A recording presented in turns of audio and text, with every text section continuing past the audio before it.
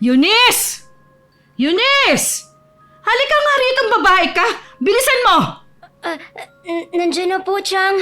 Bakit ang tagal mo? Kapag tinatawag ka, ang kupad-kupad mong kumilos. Nasa likod po kasi at nagsasalansa ng mga panggatong. Kanina ko pa yung umaga inutos Bakit ngayon mo lang ginagawa? Inuna ko po kasi yung pag-iigib. Meron po ba kayong ipagagawa? Wala akong ipagagawa sa'yo. Kaya kita tinatawag para alamin kung totoo ba yung sinasabi ni Konsehal Becky. Ano po bang sinabi niya sa inyo?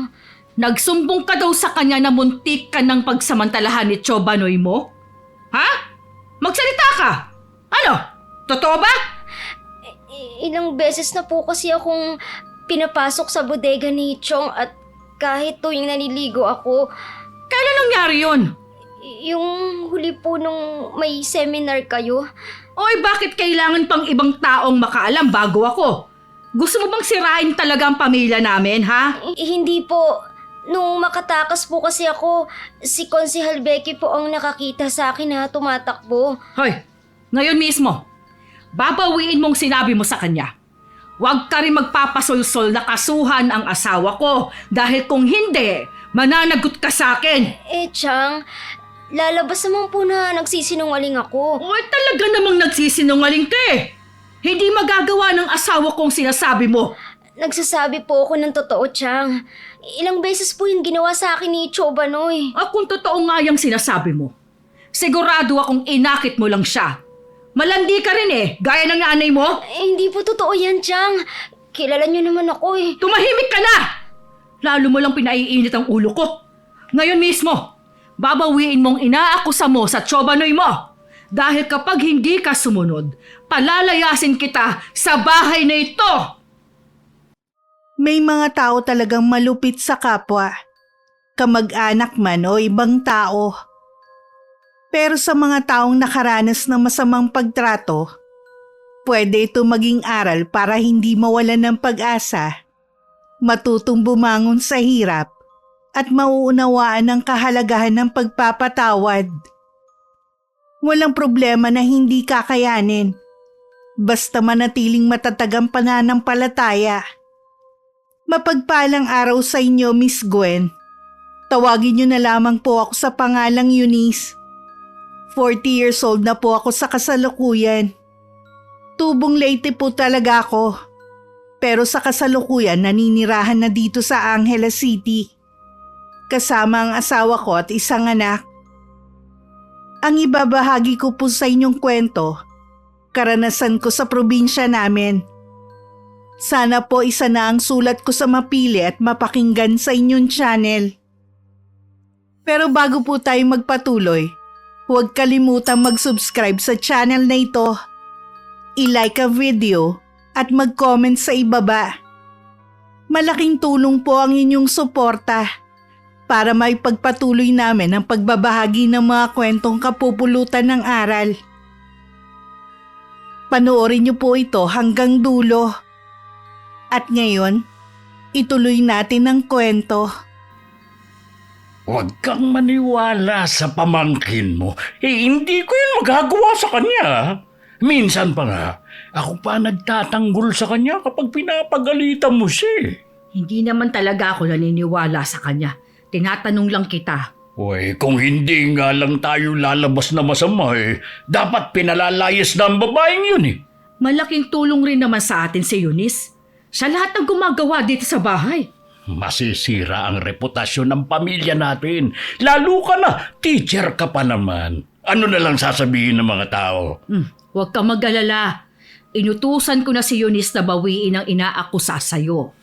Sumunod naman kaya ang babaeng yun? Oo naman. Dahil kung hindi siya susunod, palalayasin ko na siya sa bahay na ito. Wala talagang utang na loob ang pamangkin mo. Pagkatapos natin siyang kupkupin nung mamatay ang nanay niya, aba, ito ba gaganti niya sa atin? Iwasan mo na lang kasi ang babaeng yun. Huwag ka nang maging mabait sa kanya dahil binibigyan lang niya ng mali siya. Tingnan mo tuloy, ikaw pang napasama. Oo nga Naaawa lang naman ako sa kanya kapag pinapagalitan mo. Abay, paano hindi ko pagagalitan? Simple lang ang trabaho niya sa bahay na to, ha? Hindi pa niya magawa ng tama. Uy, yun lang ba sinumbong niya? Hindi ba nagsumbong na minamaltrato mo rin?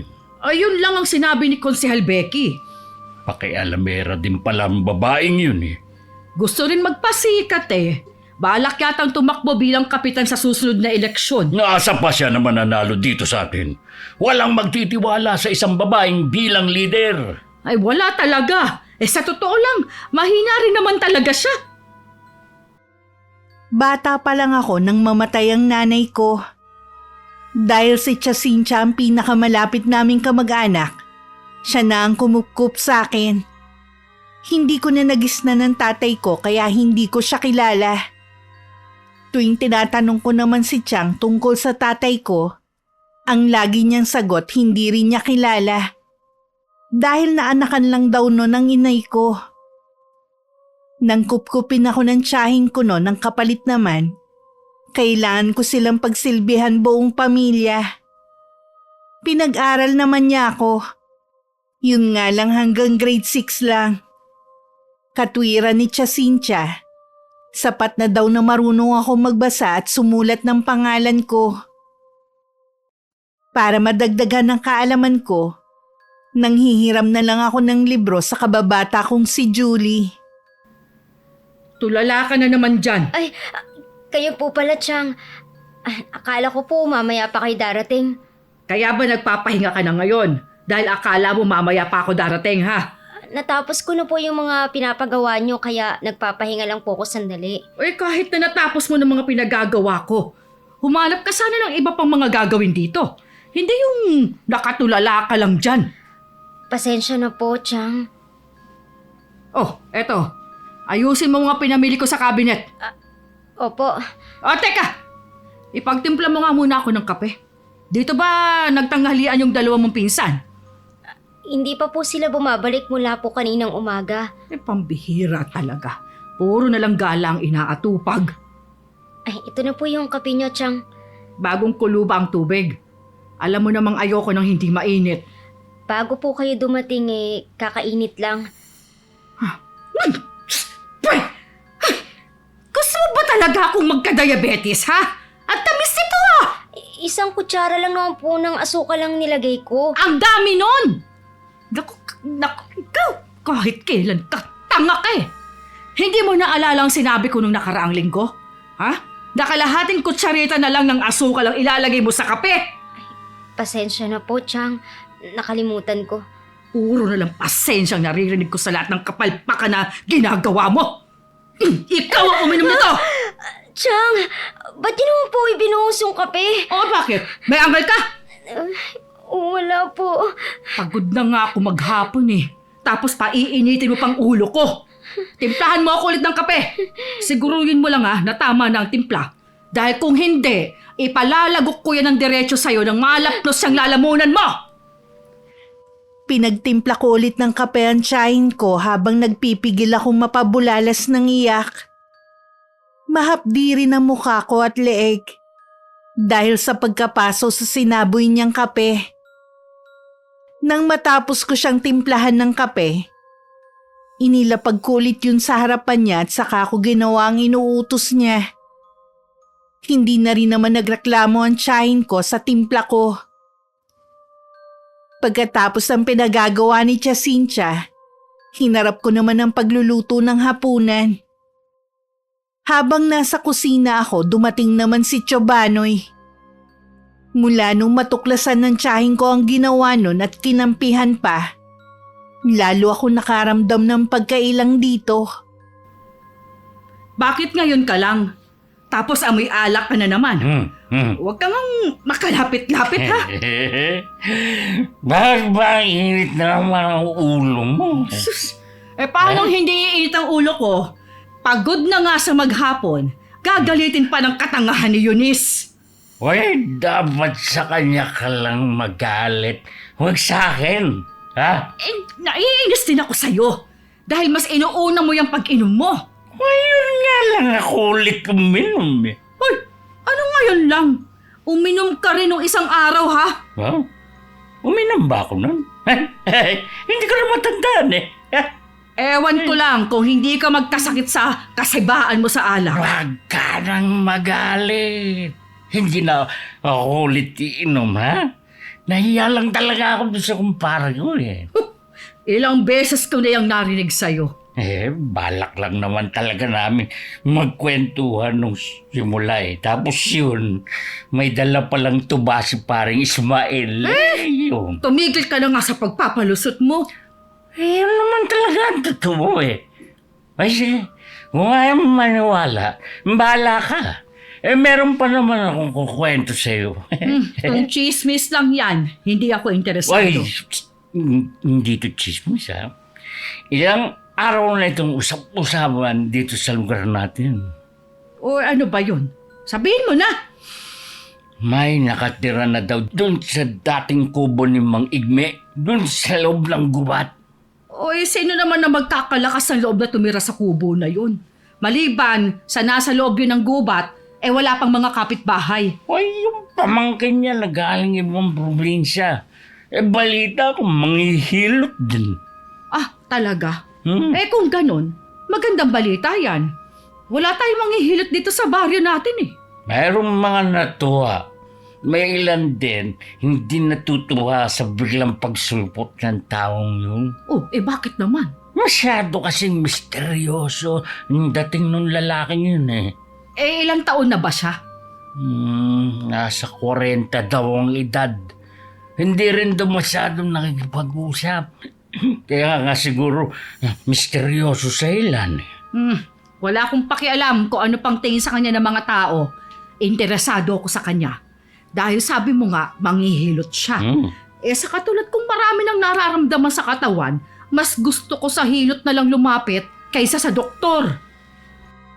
Narinig ko ang lahat ng pinag-uusapan ng mag-asawa. Kahit hindi naman ako interesado sa taong pinag-uusapan nila. Nang makatapos ako magluto, tinanong ko na si Chang kung gusto na nilang kumain. Sigurado naman kasing gagabihin na naman sa pag-uwi ang dalawang pinsan ko at hindi na sila makakasabay maghapunan. Nang sabihin nito na maghain na ako, mabilis akong sumunod. Silang mag-asawa lang ako makain at nasa isang sulok lang ako. Kahit nung unang araw ko sa bahay na yun, hindi nila ako pinasasabay sa pagkain nila. Kailangan ko muna silang hintayin na matapos bago ako kumain. Sa gabi habang nakahiga na ako sa loob ng bodega, kung saan naging kwarto ko na sa mahabang panahon, bago ko matulog lagi kong pinagmamasdan ang larawan ni inay. Lagi akong humihingi ng gabay sa kanya at sa Panginoon, na sana balang araw makaalis ako sa sitwasyon ko. Kinabukasan, masigla na ako kahit alam ko na maraming trabahong naghihintay sa akin. At panganib na pwede kong ikapahamak sa tiyuhin ko. Chong, alam po ba, bitawan niyo ako. Anong ginagawa niyo dito? Akala ko umalis na kayo. Bumalik ako kasi may nakalimutan ako eh. Papasok po muna ako sa bodega. Naalala ko, may gagawin pa pala ako. Huwag ka muna umalis. Tulungan mo muna ako. Hanapin yung bagay na nakalimutan ko. Kaya niyo na po yun hanapin. Tumatanggi ka sa utos ko? Baka nakakalimutan mo kung ano trabaho mo sa bahay na to. Hindi ko po nakakalimutan. Pero hindi na ako papayag na tayong dalawa lang sa iisang lugar. Alam ko po kung anong naglalaro dyan sa utak nyo. Hoy! Masyado ka naman yatang malisyosa. Mabuti pa, sumunod ka na lang. Ha? Subukan nyo lang lumapit. Bakit? Hindi ako magdadalawang isip na gamitin itong patalim sa inyo. Saan mo nakuha ang patalim na yun? Ha? Mula nung pagtangkaan nyo ako, lagi na lang ako may nakatagong patalim. Alam ko naman na panakot mo lang yan. Hindi mo nga magawang makapatay ng lamok tao ba kaya? Tama po kayo, Chong. Hindi ko nga kaya. Pero, demonyo ka naman. Kaya kong gamitin to sa inyo. Uy, hindi ka ba natatakot na makulong? Mas gugustuhin ko pang makulong kesa naman mapagsamantalahan ninyo. Akala mo yata ganun kadali ang buhay sa kulungan ha? Hindi rin naman naging madali ang buhay ko dito. Huh? Walang mawawala sa akin kahit anong gawin ko. Mas malaki ang mawawala sa inyo. Oras na hindi nyo ako tantanan. Eh, wala kang utang na loob. Pagkatapos ng ginawa naming pagkup-kup sa'yo, ito ba ay gaganti mo? Kaya nga po pinagsisilbihan ko kayo dahil tumatanaw ako ng utang na loob. Pero hindi kasama sa utang na loob ang masama ninyong balak sa akin. Kung ako sa inyo, pabayaan niyo na ako. Hindi mo ako maiiwasan na habang buhay. Tanda mo yan! Nang tumalikod si Chobanoy at naglakad palayo, tsaka ko lang ibinaba ang hawak kong patalim. Nun ko lang napansin na tagaktak na pala ang pawis ko. Habang nanginginig ang buong katawan, ilang beses din akong bumuntong hininga para pakalmahin ang sarili ko. Ilang sandali rin muna ang pinalipas ko bago ko bumalik sa ginagawa ko. Maaga din umuwi ng araw na yun si Chang, na isang elementary teacher sa mababang paaralan dito sa lugar namin. Kinuha ko agad ang mga dala niya at inilagay ko sa mesa kung saan pinapatungan niya ng mga gamit. Gusto niyo po ba ng maiinom, Chang? Kailangan pa bang itanong yan, Eunice? Sa tagal mo nang naninilbihan sa akin, hindi mo pa rin ako kabisado? Ay, sige po, Chang. Sus, Ikukuha ko na po kayo ng maiinom. ay naku naman. Imbes na ma-relax ako pagdating ko, pinaiinit mo na naman ang ulo ko. Pasensya na po, Chang. Ay, ito na po ang kape niyo. Baka naman ang dami na namang asukal, ha? Hindi na po, Chang. Kalahating kutsarita na lang ang nilagay ko. Tama. Oh, ang Chobanoy mo nga pala. Hindi pa po siya dumadating. Malilintik ka na naman sa akin ng lalaking yun. Oras na umuwi siyang lasing. Chang, magpapaalam po sana ako sa inyo. Oh, alis ka? Saan ka naman pupunta? Sasaglit po sana ako sa bahay ni na Julie. Birthday po kasi niya. Oh, kaya pala nung dumaan ako doon maraming tao. Pinapasundo nga po niya ako sa kapatid niya kanina. Sabi ko lang magpapaalam muna ako sa inyo. Nakaluto ka na ba? Opo, Chang. Tapos ko na rin po ang mga pinagagawa niyo. Oh, sige. Papayagan kita pero ngayon lang. Talaga po, Chang? Oo. Basta sandali ka lang doon. Birthday naman yung pupuntahan mo eh. Salamat po, Chang. Ay, magbibihis na po ako. Ngayon lang kita papayagan. Pero sa susunod, hindi na. Walang pagsidla ng saya ko nung araw na yon. Bago tumalikod, nagpasalamat pa ako ulit kay Chang. Yung tinatago kong damit na regalo din sa akin ni Julie ang sinuot ko. Pagdating sa kanila, nahihiya pa ako na pumasok dahil ang daming tao. Nakita lang ako ng nanay ng kaibigan ko at pinapasok ako. Sa may kusina na lang ako pumwesto dahil nahihiya akong makisalamuha sa mga bisita. Lahat ng handa ng kaibigan ko inihain niya sa akin para matikman ko. Pakiramdam ko nun napaka-espesyal ko. Hindi rin ako iniwan ni Julie at masaya kami nagkwentuhan. Habang tumatagal napunta na rin sa mga pinagdadaanan ko ang usapan namin. Naaawa din naman siya sa akin. Pero wala naman siyang magawa sa kalagayan ko. Oh, bakit ikaw naghahain? Nasaan si Eunice? Nasa bahay ni na Julie. Birthday daw ng kaibigan niya at imbitado siya. Bakit mo pinayagan? At bakit naman hindi? Nandyan lang naman ang bahay ng kaibigan niya. Hindi mo ba naiisip na baka kung ano-ano isumbong nun? Hindi yun magsusumbong dahil tinakot ko na. Mabuti na rin na doon siya makikain para makatipid-tipid dito sa bahay. Ang dami niyo kasing palamunin dito. Ay, hindi mo pa kasi inuobliga yung dalawa na magtrabaho. Pareho namang nakatapos. Lawit na ang dila ako sa kasasabi sa kanila. Eh bakit hindi ikaw ang kumausap sa mga anak mo? Sige, kakausapin ko sila. Kala niyo yata ang dami kong pera. Kaliwat kanan lang ang mga loan ko para lang matustusan ang mga pangangailangan sa bahay na to. Huwag ka nang mainis. Makakaraos din tayo. Eh kung hindi ka pa naman inutil at inayos mo sanang negosyo, hindi tayo maghihirap ng ganito. Ay, tapos na naman yun. Huwag mo nang ungkatin pa. Ay, kita mo nga. Kahit matanda na ako, umi-extra pa rin ako sa trabaho. Kulang pa sa bisyo mo yung kinikita mo. Mabuti nga, hindi ko na sa'yo hinihingi. Ipinagmamalaki mo pa talaga ha? Tama na nga yung katatalak mo. Kumakain na nga ang tao. Halika na rito, kumain ka na rin. Tirahan na lang natin yung dalawa. Siguradong mamaya pang uwi naman ngayon. Sana may dalang pagkain si Eunice. Matagal na rin akong hindi nakakakain sa mga handaan eh. Malay mo, ipagbalot siya nung kaibigan niya. Bilib din ako sa babaeng yun. Akalain mo, nagkaroon pa ng kaibigan. Kaklase niya yon nung elementary.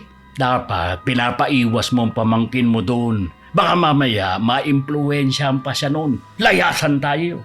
Kung may planong umalis si Eunice, sana noon pa. Hindi yung magkakalakas sa loob na umalis dito. Kaya nga hanggang elementary ko lang siya pinapasok para hindi siya magkakaroon ng kumpiyansa sa sarili niya. Huwag ka pa rin pakasiguro. Hayaan mo, huling beses naman na yon. Dahil hindi ko na siya papayagang makipagkita sa kaibigan niyang si Julie. Napahawak na lang ako sa bibig ko para hindi makagawa ng ingay. Nasa labas lang ako ng pintuan ng kusina. Doon ko sana balak pumasok para maibigay na rin ang dala kong pagkain galing handaan. Nang marinig ko ngang nag-uusap ang mag-asawa. Tumuloy na lang ako sa bodega sa kayon nilak sa loob. Alerto lagi ako tuwing nasa bahay ang tiyuhin ko. Habang nakaupo sa gilid ng katre na hinihigaan ko, bumalik sa isip ko ang mga napag-usapan namin ni Julie. Hindi rin tuloy ako nakatulog ng gabing yon sa kakaisip sa sitwasyon ko sa bahay na yon. Bumangon ka dyan! Kanina pa mataas ang araw nakahilata ka pa! Pasensya na po, Chang. Hindi ko po namalaya na umaga na pala. Kung hindi ka kukupad-kupad sa trabaho mo, napakatamad mo naman. Tumayo ka na sabi dyan Sandali lang po, Chang. Nahihilo kasi ako Kagabi pa po masama ang pakiramdam ko. Hoy, tigilan mo nga ako sa pag-iinerte mo. Nagdadahilan ka lang naman. Tumayo ka na dyan at pumunta ka na ng palengke. Hindi ko po talaga kaya, Chang. Masama po talaga ang pakiramdam ko. Sabi nung tumayo ka na dyan. Ayaw mo talaga ha? Chang! Kahit inaapoy ng lagnat, hinila ko ng tiyahin ko mula sa pagkakahiga. Pilit niya akong pinatayo at inilabas sa bodega. Wala akong magawa kundi sumunod kahit nangihina ako. Tatayo ka rin pala gusto mo pa nang pilitin ka. Hindi niyo po ba nararamdaman na inaapoy ako ng lagnat? Wala akong pakialam. Ma, sumunod ka na lang. Walang pwedeng pumunta ng palengke kundi ikaw lang. Baka kung ano po ang mangyari sa akin habang pupunta doon. Di sumakay ka na lang ng tricycle. Konti lang naman ang bibilihin mo. Pero, Chang... Bilisan mo na! Yun ang lulutuin ngayong tanghalian. Sige po, Chang. Pupunta na po ako ng palengke. Susunod ka naman pala Pinahirapan mo pa ako. Kinuha ko na ang basket sa may kusina saka nag-abang ng tricycle. Para akong matutumba sa pagkakatayo sa gilid ng kalsada. Tinatagan ko na lang talaga saka nag-usal ng dasal. Na sana mabili ko ang mga kailangan ko at makabalik ng ligtas. Ilang sandali pa, huminto sa tapat ko ang tricycle. Dahil kilala ko naman ng driver, nakiusap ako na kung pwede hintayin na ako. Para hindi na ako maglalakad ng malayo papuntang terminal ng tricycle. Nabili ko naman ang lahat ng kailangan ko. Pero bigla na lang akong nahimatay sa gitna ng palengke. Mabuti na lang may nagmagandang loob na tulungan ako at ihatid ako sa bahay. Wala ka na bang gagawin? Kundi bigyan ako ng kahihiyan, ha? Anong gusto mo palabasin? Masama ako? Hindi naman po, Chang. Narinig mo naman sigurong sinabi nung naggatid sa'yo at pati yung tricycle driver. Halata po kasi na masama ang pakiramdam ko. Kaya siguro sila nakapagsalita ng ganun. Hoy, ang sabihin mo, nagpaawa ka na naman. kung anong-anong sinabi mo sa kanila na pinapabayaan ka namin. Hindi po, Chang. Wala po talaga akong sinabi sa kanila na kahit ano. Tumigil ka na nga! Lalo mo lang akong ginagalit. Pasensya na po, Chang. O dahil may sakit ka, huwag ka lalabas dito, ha? Pero huwag mo ring aasahan na may mag-aasikaso sa'yo. Bahala ka sa buhay mo! Napahagulgul na lang ako nang makaalis si Jacinta. Kahit masama ang pakiramdam at pagod, hindi ko akalain na makakatulog ako. Nagising lang ako nung makaramdam ng pangangalam ng sikmura. Kahit nanghihina, pinilit kong bumangon para pumunta ng kusina. Pero sarado ang pinto sa likod. Alam ko sinadya yun ni Chang para hindi ako makapasok. Napahawak na lang ako sa kumakalam kong tiyan. Wala akong pagpipilian kundi bumalik sa bodega at itulog na lang ang nararamdaman kong gutom. Ano yung narinig kong pinagtatalunan ninyong mag-ina? Paano kasi? Gusto niyang dalhin ko sa doktor si Eunice. Saan naman ako kukuha ng pampapadoktor sa babaeng yun? Sana'y binilhan mo na lang ng gamot. Hindi lang naman itong unang beses na nagkasakit siya. Nakaya naman niya. Magbanyos na lang siya gaya ng ginagawa niya dati. Paano yan? Walang gagawa dito sa bahay? Kaya nga nabubuisit ako . Wala namang ibang maaasahan dito . Puro kayo tamad. Yung dalawa mong anak ang pagsabihan mo. Ako kahit papano may trabaho. Mula pa noon, puro na lang kamalasan ang nangyayari sa buhay natin. Huwag kasi puro malas ang bukang bibig mo dyan. Kaya lagi tayong minamalas . Totoo naman na. Mula noon, hindi na magandang nangyayari sa atin. Makaalis na nga. Baka kung saan na naman mapunta ang pinag-uusapan natin. Ayan, dyan ka magaling, Ha? ang umiwas. Paano kasi?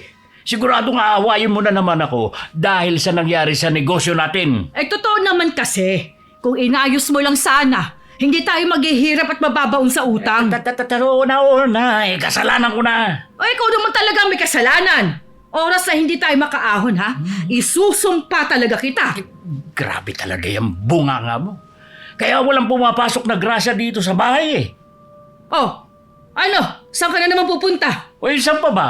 Doon sa walang ingay. Subukan mo lang talagang umuwi ng lasing, ha? Hindi kita papapasukin dito sa bahay. Hindi na ako uwi dito kahit kailan. Mabuti kung ganon, para mabawasan ang palamunin ko. Nang magising ulit ako, nakita ko may pagkaing nakatakip sa maliit na mesa sa tabi ko. Meron din isang banig na gamot at malaking energy drink. Maluha-luha akong kinain ng pagkain. May ideya na ako kung kanino galing yon. Sa bahay na yon, isang tao lang ang mabait ang pakikitungo sa akin. Siya rin lagi ang nagbibigay sa akin ng gamot at pagkain nun kapag nagkakasakit ako. Si Kuya Kiel. Kung wala siya, siguradong matagal na ako namatay sa matinding gutom. Lagi ko naiisip na hindi pa rin ako pinababayaan ng Panginoon. 3 araw din ako nakakulong sa loob ng bodega. Sa ilang araw na yon, si Kuya Kiel lang ang nagbibigay sa akin ng mga kailangan ko. Nang kaya ko na ang sarili ko, bumalik na ako sa mga gawain ko. Mabuti naman gumaling ka na. Unahin mo muna ang paglalaba, ha? At tambak ng maruruming damit. Opo, Chang. Kala mo siguro, hindi ko alam na kumukuha ka ng pagkain sa kusina. Nilak ko na nga ang pinto, nagagawa mo pa rin pumasok. Chang, Huwag mo nang ipagkaila pa. Paano ka gagaling kung hindi ako makain? ayoko lang po kasi na mamatay sa gutom. Sa susunod, ingatan mong sarili mo nang hindi ka magkasakit. Wala akong pampa-ospital sa'yo. Opo, mag-iingat na po ako sa susunod. Kailangan matapos mo na mga labahin ngayon. Bukas mamamalansya ka pa. Chang, pwede po bang kumain muna ako bago ko simulan ng paglalaba? Ubos ng kanin. Kumain ka na lang ng tinapay dyan at kape. Okay na po yun sa akin. Gusto ko lang pong malaman na ng tiyan ko. Nang hindi na nagsalita si Chang, tumuloy na ako sa kusina. May 2 piraso pa ng pandesal ang nasa lamesa. Nagtimpla na lang ako ng kape.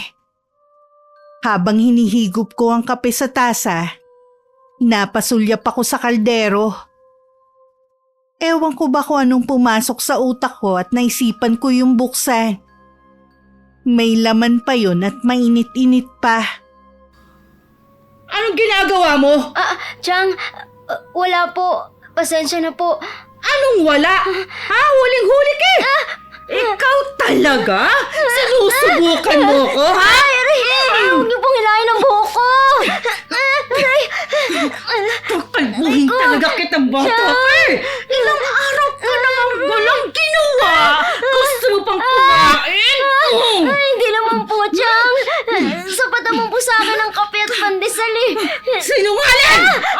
Kung hindi kita naabutan, sigurado kinakain mo na ang nasa kaldero! Maawa na po kayo sa akin. Tama na po. Turuan kita ng leksyon! Isa ka rin sa nagbibigay ng kamalasan sa akin eh! Ha? Bakit kasi hindi ka pa sumama sa nanay mo noon? Hindi lang sa bunot ang naranasan ko, pati na rin sampal. Sa dami ng pananakit sa akin ng tiyahin ko, hindi ko na mabilang ang natanggap ko. Napagod na siguro siya kaya tinigilan na niya ang pananakit sa akin. Mula pagkabata, ganun na lang kung saktan niya ako. Walang araw na hindi ako pumapasok na walang pasa sa katawan ko. Kahit alam yun ng teacher ko noon, wala naman siyang magawa. Dahil mas nauna dun magturo ang tiyahin ko. Pinakalma ko muna ang sarili ko bago hinarap ang paglalaba. Sa may poso sa likod ako naglaba. Habang nagkukusot nga, panay ang patak ng mga luha ko. May mga pagkakataon na katulad nito na gusto ko na lang sumuko. Pero naisip ko din na baka pagkatapos ng paghihirap ko, may naghihintay pa sa akin na magandang bukas. Chong, anong ginagawa niyo dito sa bodega? Mabuti naman pumasok ka na. Kanina pa kita hinihintay rito eh. Umalis na po kayo dito kung ayaw niyong sumigaw ako. Hoy, huwag mo nga akong tinatakot, ha? Halika rito. Halika. Bitawan niyo nga ang kamay ko! Bitawan. Sige. Tulong! Subukan mong sumigaw ulit. Kundi laslas yung lalamunan mo. Huwag, Chong! Maawa na kayo sa akin! Mawa. Kung ayaw mong masaktan, sumunod ka na lang sa akin. Wala kaming kamalay-malay na babalik pala si Tia Cynthia at hindi natuloy ang lakad niya. Narinig pa niya ang sigaw ko at iyak kaya dali-dali siyang pumunta sa bodega. Pareho pa kami nagulat ni Chong sa pagdating niya. Agad akong kumawala kay Chobanoy at pumunta sa sulok. Kaya pala ayaw mo akong samahan? May iba ka palang plano. Mali ka nang iniisip mo, hoy. Ako pa ngayon ang mali. Ha? Huling-huli ka na nga eh. Ito eh. Inakita ko ng pamangkin mo eh. Nagulat na lang ako nung tawagin niya ako. Meron daw siyang paggagawa. Tapos pinapasok na ako rito sa bodega. Yan lang yun. Hindi po totoo yan, Chang. May balak na naman siyang masama sa akin. Hoy! Aminin mo na lang kasi na inaakit mo ko. Malandi ka rin eh. Huwag po kayo maniwala sa kanya, Chang. Hindi ko magagawang akitin siya. Binalaan na kita dati. Nalayuan mong asawa ko. Bakit hindi ka marunong makinig? Asawa niyo po ang lapit ng lapit sa akin. Ha? Pinagbabantaan pa niya ako. Hindi ka pa naman malanding bata ka eh. Gaya ka ng nanay mo, ha? Hindi maaakit sa'yo ang asawa ko. Dapat sa'yo, turuan ng leksyon. Tama! Maawa na po kayo. Wala po akong kasalanan. Nagmistulang bingi ang tiyahin ko sa pagmamakaawa ko. Kumuha pa rin siya ng gunting at ginupit ang mahaba kong buhok. Dahil hindi naging maingat ang paggugupit niya, nasugatan din niya ang ulo ko. Tumutulo pa ang dugo sa mukha ko nang matapos siya. Tumigil ka na nga sa pag-iyak mo. Gawin mo na lang ang titira mong gawain. Opo. Sa susunod na makita pa kitang lumapit sa asawa ko, hindi lang yan ang gagawin ko sa'yo. Baka mapatay na kita. Tinakpan ko na lang ng tela ang ulo ko bago lumabas sa bodega. Mula ng araw na yun, marinig ko pa lang ang boses ni Chobanoy. Lumalayo na ako. Mas tahimik na rin ako kumpara dati. Ilang araw pagkatapos ng pangyayaring yun, palihim ako nakipagkita kay Julie. Aalis na kasi siya. Susunod sa atin niya sa Angeles City para magtrabaho. Nang makita nga niya ang nangyari sa akin, naluha din siya. Nangako pa siya sa akin na mag-iipon para mabigyan ako ng pamasahe. Para makasunod sa kanya. Lagi rin daw niya akong kukumustahin sa mga magulang niya. Mahigpit pa kami nagyakap bago ako nagpaalam na uuwi na. Pag-uwi ko, wala pa ang tiyahin ko. Pagdating niya, dumadaing siya na masakit ang katawan niya. Gusto niyo po bang ibili ko kayo ng gamot, Chang? Araw-araw na nga ako umiinom ng gamot. Hindi naman nawawala. Baka po mawala kung ipahihilot niyo. Tama ka. Ay, maaasahan ka rin pala paminsan-minsan, ano? Sakto wala akong pasok bukas. Makakapagpahinga ako. Puntahan mo nga yung manghihilot sa bahay niya. Iyon po ba yung napapabalita na nakatira sa gubat? Oo, siya na nga. Wala namang ibang manghihilot dito sa atin. Ngayon ko na po ba pupuntahan? Oo, ngayon na. Hindi ko na kayang tiisin ang sakit ng buong katawan ko eh. Chang, medyo malayo po ang kubo na tinitirahan ng taong yun. Tsaka po malapit na ring dumilim. Wala na pong ilaw ng poste papunta sa kanila eh. O huwag mong sabihin natatakot ka. Chang, Siguro naniniwala ka sa sinasabi ng mga tao na may nagpapakitang maligno sa lugar na yun. paano po kung totoo yun? Hindi totoo yun. Gawa-gawa lang ang kwento na yun para walang magawin ng mga bata doon. Natatakot po ako, Chang. Napakalaki mong duwag. Susunod ka ba o malilintikan ka na naman sa akin? Susunod na po. Pwede ba akong manghiram ng flashlight? Uy, napakaliwanag pa naman para gumamit ka ng flashlight ah. Baka lang po abutin ako ng dilim sa daan. Kunin mo doon sa pinaglalagyan. Siguraduhin mo lang ha na hindi mo yan maiwawala. Tumanguna lang ako kay Chang saka kinuha ng flashlight. 5:00 pa lang ng mga oras na yun pero makulimlim na.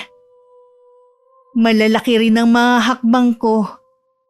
Hanggang sa marating ko na ang pinakadulo ng barangay namin. Huminga muna ako ng malalim. Saka tinungo ang daan papasok sa gubat. Ang mga hakbang ko na lang ang tanging maririnig ng mga oras na yon. At mga tunog ng mga insekto.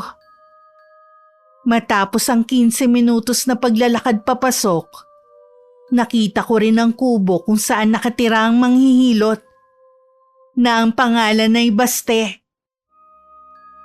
Malakas akong tumawag at lumabas naman ang isang lalaki na nasa 40 ang edad. Katamtaman lang ang taas niya, pero malaki ang katawan.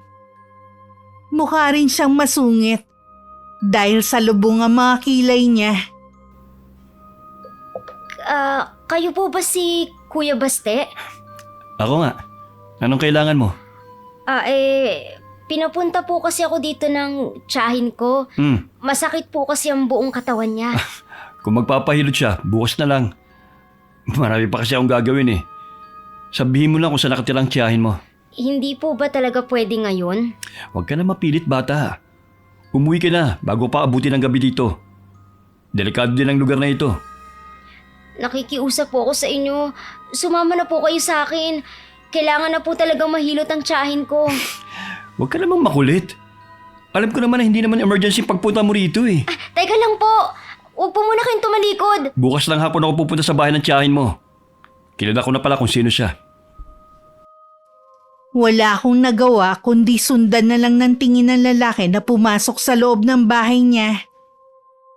Pagdating ko naman sa bahay, galit na sinermonan ako ng tiyahin ko. Hindi mo ba sinabi na kailangan na niya akong hilutin? Sinabi ko na po lahat, Chang, para sumama siya sa akin. Pero hindi ko po talaga siya napilit. Kahit kailan talaga wala kang silbing utusan. Nag-aksaya ka lang ng oras mo eh. Hindi ko naman po akalain na tatanggi siya na sumama sa akin. Masyado namang pa-importante ang taong yun. Manghihilot lang naman siya. Sa hapon daw po siya pupunta dito sa bahay, Chang. Ano ang itsura ng manghihilot? Bata pa po siya gaya ng sinasabi ng iba. Mukha nga pong hindi manghihilot eh. Ang alam ko po kasi sa mga manggagamot, may edad na. Eh baka naman hindi talaga siya manghihilot.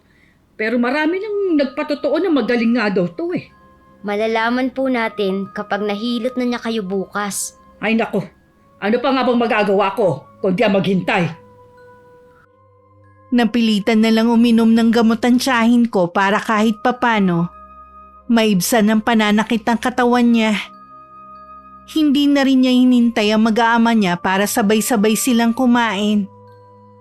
Nauna na siya para maaga daw siya makapagpahinga. Ganon din ang ginawa ko pagkatapos ko siyang asikasuhin. Nagkulong na agad ako sa bodega. Nung bandang hating gabi, nagising ako sa kaluskos sa labas ng pinto. Alam ko sinusubukan na naman ng tiyuhin ko na buksan yun. Pero hindi na niya yun magagawa dahil maliban sa lock, may inilagay pa akong harang sa may pinto. Kinabukasan maaga akong inutusan ni Tia Cynthia na pumunta sa palengke. Sinamantala ko naman yun para puntahan ng mga magulang ng kaibigan kong si Julie. Maayos naman daw ang kalagayan ng kaibigan ko sa pinapasukang trabaho. Pagdating ko sa bahay, narinig kong nagtatalo ang mag-asawa. Bakit ba hindi mo mapigilan yung kamanyakan mo, ha? Hoy! Pati batang musmus, gusto mo pagsamantalahan? Hindi naman totoong inaakusa nila sa akin eh. Nagsisinungaling ang batang yon. Ano? Sasabihin mo rin na inakit ka ng batang yon? Hoy, 7 taon lang yon.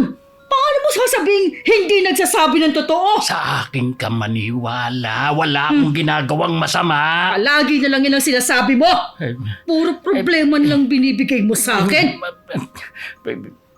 Tulungan mo na lang ako. Ayokong makulong. Gagawa-gawa ka ng kalokohan, tapos akong gagawa ng solusyon? Bahala ka sa buhay mo! Uy, gusto mo bang masira ang reputasyon ng pamilya natin kapag kumalat ito? Tanga ka pala eh! Ha? Ginawa mo yan! Ikaw ang gumawa ng paraan kung paano patatahimikin ng pamilya ng bata! Humihingi sila ng pera para tumahimik. Saan naman ako kukuha? Ang problema mo na yan! Cynthia naman eh.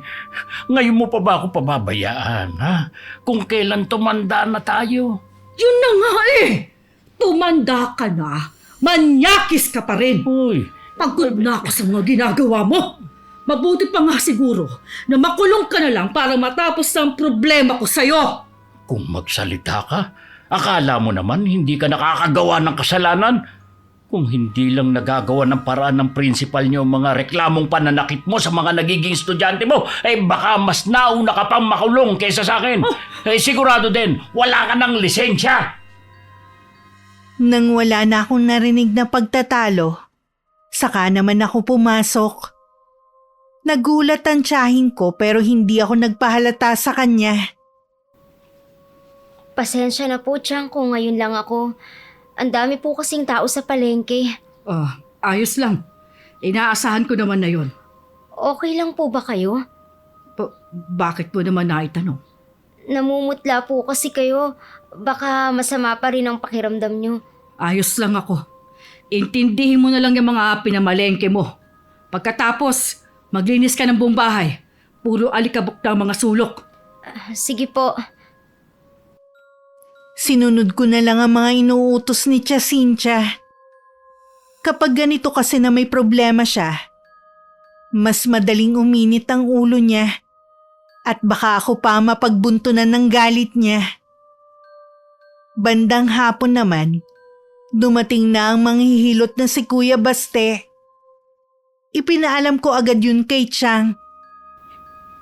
Tama nga ang sinasabi nila tungkol sa'yo na bata ka pa. Bakit nga pala mag-isa ka lang na nakatira sa bahay ng mayapa mong tiyuhin? Wala ka bang pamilya? Wala akong pamilya. Ganun ba? O bakit naman? Pasensya na. Pero ayoko kasing tinatanong ako eh. Kaya ako nandito para hilutin kayo. Di ka lang pala misteryoso. Suplado ka rin. Maraming lamig ang loob ng katawan nyo. Ilang beses na nga akong nagsuob. Pero hindi pa rin nawawala ang sakit ng buo ng katawan ko. Hindi lamang matinding pagkapagod sa trabahong dahilan. Ano pa kaya ang dahilan? Minsan, sa dami rin ang iniisip nyo. Teacher ako sa elementarya. Alam mo naman siguro kung gaano kahirap magturo. Tapos ang dami pang gagawin. Pagka uwi pa dito sa bahay, nag-aasikaso din ako. Habang hinihilot ni Kuya Baste ang tiyahin ko, tahimik lang ako sa isang sulok. Marami pang sinasabi si Chang pero hindi na kumikibo ang manghihilot. Mag-iisang oras din nagtagal sa amin ng lalaki bago siya nagpaalam. Inaabutan siya ni Tia Cynthia ng pera pero hindi niya tinanggap. Kumusta po, Chang? Maayos na po bang pakiramdam nyo? Magaling nga siya. Gumaan ang pakiramdam ko eh. Nawala rin ang bigat sa balikat ko. Kaya po siguro ang daming nagpapagamot sa kanya ng mga taga rito. Yun nga lang. Ayaw niyang inuusisa akong buhay niya. May mga tao po talagang ganun. Ang importante sa akin, magaling na ako. Ano pang tinatayo-tayo mo dyan? Magluto ka na ng hapunan. Opo, Chang. Habang naghahanda ng hapunan, naisip ko na sana meron ding gamot sa ugali. Napapailing na lang ako. Alam ko naman kasing tao lang din ang makakapagpabago sa ugali niya. Walang gamot o anumang orasyon ang pwedeng igamot sa tiyahin ko. Nang sumunod na mga araw, halata ang pagiging masigla ni Tia Cynthia. Wala na kasi siyang nararamdaman sa katawan. Pero ang pakikitungo niya sa akin, wala pa ring pagbabago. Kahit kailan talaga boba ka! Simple na nga lang ang pinagagawa ko sa'yo. Hindi mo pa magawa ng tama. Pasensya na po, Chang. Aayusin ko na lang po sa susunod. Puro na lang pasensyang naririnig ko sa'yo. Araw-araw mo na yung ginagawa eh. Dahil sa kapalpakan mo, wala kang hapunan ngayon. Huwag naman po, Chang. Maawa na kayo sa akin. Tupiin mo na nga lang ang mga damit na nilabahan mo. Sige na, umalis ka na sa harapan ko. Mabilis na akong tumalikod sa kasinunod ang inuutos niya. Nakita ko kasing hawak niya ang vase na nakapatong sa mesa kanina. May ugali rin kasi ang tiyahin ko na basta na lang nang babato ng kung anong mahawakan niya. Ang mga sugat ko sa iba't ibang parte ng katawan ko na hindi pa naghihilom, kagagawan din niya. Bakit ba galit na galit ka na naman? Dinig na dinig yung boses mo sa lamas Ito kasing si Eunice, may kapalpakan na namang ginawa. Kung maliit na bagay lang naman, pwede naman sigurong palampasin na lang. Aba, ang bait mo yata ngayon. Lagi ka na lang kasing galit dun sa pamangkin mo. Hindi ka ba napapagod? Alam ko na meron kang pagnanasa sa babaeng yon kaya ka ganyan. Magtapat ka nga. Gaya ba ng iba? Nakuha mo na rin ang gusto mo? Ano bang sinasabi mo? Hindi ko nga nilalapitan ng pamangkin mo At saka tignan mo naman ang itsura ngayon. Kakaayos ko lang ng problema mo, ha? Huwag ka na ulit gagawa ng katarantaduhan dahil baka ako nang makakalaban mo. Nagbago na ako. Oh, talaga? Kailan pa? Ay, hindi na mahalaga kung kailan, basta nagbago na ako. Kaya kung ako sa'yo, magbago ka na rin. Huwag mo akong utusan. Wala kang karapatan.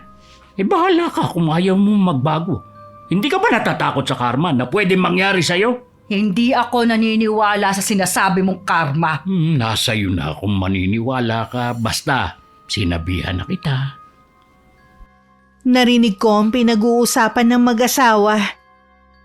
Sandali nga din akong napahinto sa ginagawa kong pagtutupi ng mga damit.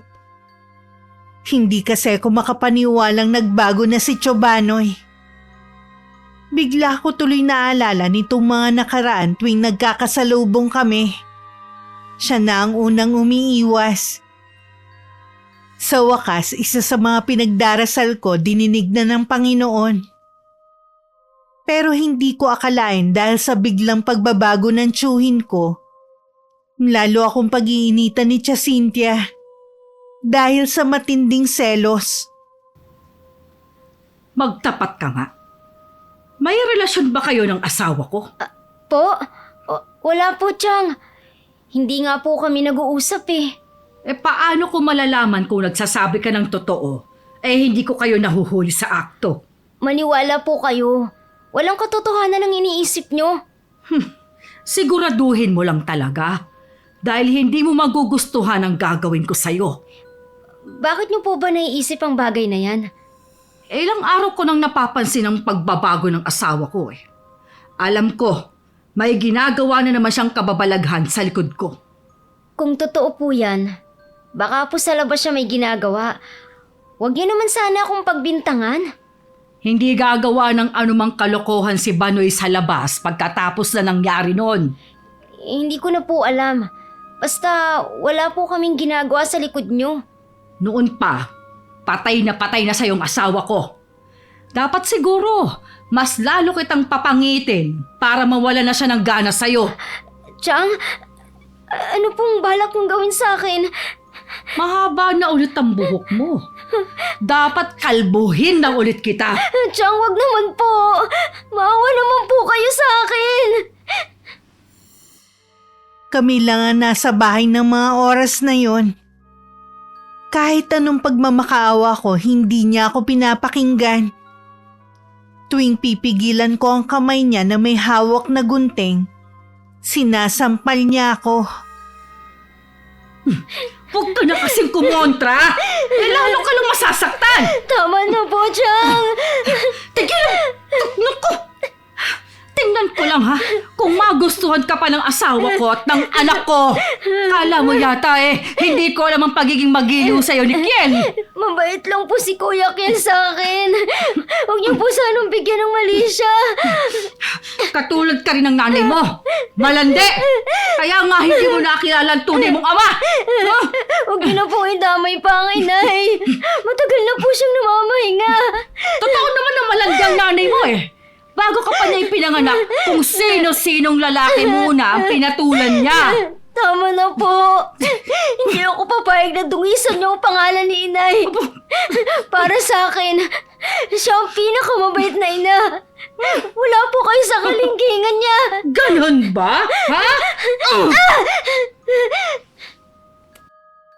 Hindi lang mag-asawang sampal ang pinadapo sa akin ni Chang. Maging sipa at suntok. Ramdam ko ang matindi niyang galit sa pananakit niya. Kahit hindi na ako gumagalaw, hindi pa rin niya ako tinitigilan.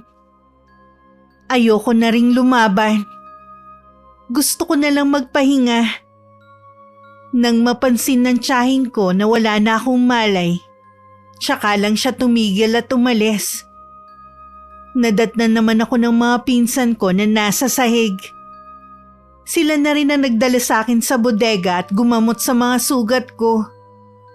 May ulirat na ako ng mga oras na yon. Kahit naman kasi kumprontahin nila ang ina, hindi rin naman sila pakikinggan. Kaya hinayaan na lang nila. Nang malaman ni Chong ang nangyari, galit na galit siya sa asawa. Sumusobra ka na talaga. Paano kung mapatay mo si Eunice, ha? Mabuti pa nga para mabawasan ang isa sa pinapalamon ko sa bahay na to. Bakit ba ganun na lang ang galit mo sa bata? Lahat namang ginagawa niya para pasayahin ka. At nagtatanong ka pa talaga kung bakit ganun na lang ang galit mo sa kanya? Eh, kasalanan mo yun eh! Kung hindi mo kasi siya pinagnanasaan, hindi ako makakaramdam ng matinding selos sa kanya. Hinamin ko, nakasalanan ko ang lahat, pero sabi ko naman sa iyo, nagbago na ako. Patawarin mo ko kung puro sama ng loob ang ibinigay ko sa iyo sa ilang taon natin pagsasama. Kahit ano pang sabihin mo, Banoy, hindi na ako naniniwala sa'yo. Hayaan mong patunayan ko sa iyo na nagbago na ako at pinagsisisihan ko na ang lahat ng mga ginawa ko. Huli na. Ha? Huli na ang lahat para magbago ka. Ay, Ginawa mo na akong halimaw eh. At si Eunice ang magbabayad sa lahat ng mga kasalanan mo. Cynthia, maawa ka naman. Kung hindi mo titigilan ang pananakit sa kanya, ako mismo ang magsusumbong sa iyo sa mga pulis. Sige, subukan mo. Ikakalat ko rin ang itinatago mong baho. Tignan ko lang kung hindi ka pandirihan at layuan ng mga taga rito. Ayaw mo bang makita na maayos at masaya ang pamilya natin? Sino bang ayaw ng masayang pamilya? Ha? Eh, ikaw lang naman ang sumira nito. Kaya nga paulit-ulit akong humihingi ng tawad sa iyo. Kung gusto mo, paalisin na lang natin si Eunice dito kung yan lang ang magpapatahimik sa iyo. O at saan naman pupunta ang babaeng yon? Buong buhay niya, nandito lang siya sa bahay na ito. Ni hindi nga marunong sumakay ng jeep ang babaeng yun eh. Dito na siya mabubulok. Hindi mo ba naiisip na malaki naging kasalanan natin sa kanya? Malayo sana ang mararating niya kung pinag-aral mo siya. Hindi ko obligasyong pag-aralin ang babaeng yun. Obligasyon na natin siya mula nung kupkupin natin siya. Ay ginawa lang natin siyang alila at pinagmalupitan. Siguro, kung hindi mo siya kinuha, mas magiging maayos pa ang buhay niya. Malapit mo na nga akong mapaniwalang nagbago ka na. Hindi na kita pipilitin na maniwala sa akin. Pero sana, pag-isipan mo mga sinabi ko, maawa ka rin sa pamangkin mo. Oh, saan ka naman pupunta? Kararating mo lang ah. Ay, sa kumpare ko lang, hindi naman tayo makakapag-usap ng maayos eh. Siguraduhin mo lang na hindi ka uuwi ng lasing dahil hindi kita pagbubuksan ng pinto. Kahit masakit pa rin ang buong katawan dahil sa pambubugbog na ginawa ni Chang, kumilos na rin ako sa bahay. Mas lalo niya kasi kung pag-iinitan kung nakahiga lang ako. Lagi na rin mainit ang ulo niya sa akin at galit makipag-usap. Minsan pa nga, nahuhuli ko siyang matalimang titig sa akin na para bang may masamang binabalak. Minsan ako lang ang mag-isa sa bahay nang maagang dumating si Chong. Tumakbo ko sa may kusina at kinuha ang kutsilyo. Huwag kang matakot sa akin. Wala akong gagawing masama sa iyo. Ano po bang kailangan niyo sa akin? Una sa lahat, Eunice, gusto kong humingi ng tawad sa iyo sa lahat ng mga ginawa kong pagtatangka sa iyo. Siguro sinapian lang ako ng demonyo kaya ako yun nagawa. Totoo po ba yan? Maniwala ka. Nagbago na ako. Mabuti naman po. Mababawasan na ang takot ko sa bahay na to. Patawarin mo kami ng tiyahin mo ha. Kung naging impyerno ang buhay mo nang dahil sa amin. Ang gusto ko lang naman po, kahit lahat ng gawaing bahay dito, ako ang gumagawa. Sana tratuhin niyo akong tao at hindi parang hayop. Tanggap ko naman po ang kapalaran ko na habang buhay na akong maninilbihan sa inyo. Malabong mangyari ang hiling mo habang nabubuhay ang tiyahin mo. Ganun na siya kalupit noong pa man. Kung ganun po, tatanggapin ko na lang ba na mamamatay ako sa kamay ni Chang? Hindi mangyayari yun kung aalis ka sa lugar na ito. Saan naman po ako pupunta? Wala po akong alam sa ibang lugar. Hanggang palengke lang ang napupuntahan ko eh. Kailangan mong maging matapang kung gusto mong mabago ang buhay mo. Aalis na ang dalawang pinsan mo sa bahay na ito. Plano nila na magtrabaho sa malayong lugar para makaiwas sa nanay nila. Hindi ka na maipagtatanggol, Nikiel. Chong, Bakit po bigla kayong nagbago? Merong nagpayong kaibigan sa akin. Siya ang nagmulat sa akin sa mga mali kong ginagawa. Naisip ko na ayokong mawala sa mundong ito na puro kasamaan ang ginagawa ko. Baka naman po pwede pang magbago ang tiyang. Sana nga. Pero sa nakikita ko sa kanya, sarado na isip niya. Hanggat nakikita ka niya, hindi mawawala ang galit niya. Hindi ko po talaga alam kung kaya ko bang umalis dito. Ay kapag handa ka na, sabihin mo lang at bibigyan kita ng pera na magagamit mong pamasahe. Pasensya ka na. Yun lang ang may tutulong ko sa iyo. Pinag-isipan ko ang sinabi ni Chong. Tama nga siya. Yun lang ang paraan para hindi na ako saktan ng tiyahin ko. Kaya lang nangingibabaw pa rin ang takot at matinding kaba sa dibdib ko. Naalala ko si Julie. Sana kasing tapang niya ako. Dahil laging laman ng isip ko ang mga pinag-usapan namin ng tiyuhin ko, lagi tuloy lumilipad ang isip ko. Hindi ko tuloy maiwasang magkamali sa mga ginagawa. Si Chang naman, sa maliit na pagkakamali, lagi niya akong sinasaktan, pinarurusahan at hindi pinapakain. Tiniis ko ang lahat ng yun. Lalo na wala na rito si Kuya Kiel. Umalis na siya nung isang araw para magtrabaho sa malayo. Wala nang magbibigay sa akin ng pagkain. Isang hapon habang hinahanda ko ang lulutuin sa hapunan, napansin kong konti na lang pala ang asin sa lagayan nito. Dali-dali akong lumabas para bumili sa tindahan. Ayaw na ayaw kasi ng tiyahin ko na nauubusan ng asin. Habang hinihintay ko ang binili ko, may mga nakatambay doon at pinag-uusapan nila ang tungkol sa manghihilot na si Kuya Baste. Lihim muna akong nakinig sa kanila bago umuwi. Bakit ang dami mo namang niluto? Tatatlo na lang tayo sa bahay na to. Pasensya na po. Nakalimutan ko na wala na pala dito sina Kuya Kiel at Ate Cindy. Palibasa kasi, hindi ka nagtatrabaho sa bahay na to. Kaya hindi ka marunong manghinayang. Hindi ko na po ulitin, Chang. Dapat lang. Dahil kung hindi, malilintikan ka sa akin. Nasa harap tayo ng pagkain. Ay, Tama na si muna, Eunice. sermon. Di ko malaman kung tanga ba talaga o nagtatanga-tangahan lang para galitin ako eh. Para bang merong pinagmamalaki to eh. Wala po, Chang.